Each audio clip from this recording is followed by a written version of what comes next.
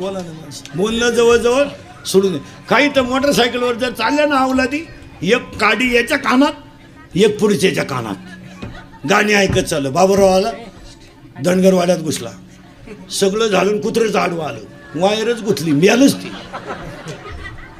हसत नाही. हो, एक गाईचं दूध काढाय गेला आणि कानात वायरी मोबाईलच्या, मग बादली तर न्यावं का नाही? अख्खं दूध खाली गेलं बा. एकानं पराठीशी कॅनॉलला पाणी आलं म्हणून कांद्याचं रोप उपटून ठेवलं. एक तर बाया मिळत नाही आणि पाणी नाही, तर मला रोटेशनमध्ये चिंगळी का होईना पण येऊन जाईल. 300 रुपये रोजानं बाया घेतल्या त्यानं, 3,000च्या बाया रोप उपटून बसल्या वाफ्यात. पाणी आलं म्हणजे नाही, तो गेला मोटर चालू कराय. 3 किलोमीटर मोटर होती, खोक्याजवळ गेला आणि फोन आला. तसा वाफ्यात आला तो, बटनच दाबलं नाही त्याला, पाणीच नाही वाफ्यात.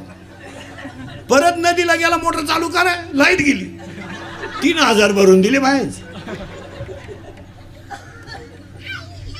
हात 1, बोलणे 2, आता 2 झाले बरं का, हसणे 3 झाले बरं का, 4.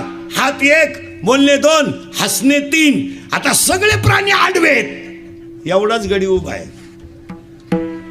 बैल आडवा आहे पण आवताला सरळ आहे, गाय आडवी आहे पण दुधाला सरळ आहे, यावला दिसाय सरळ आहे.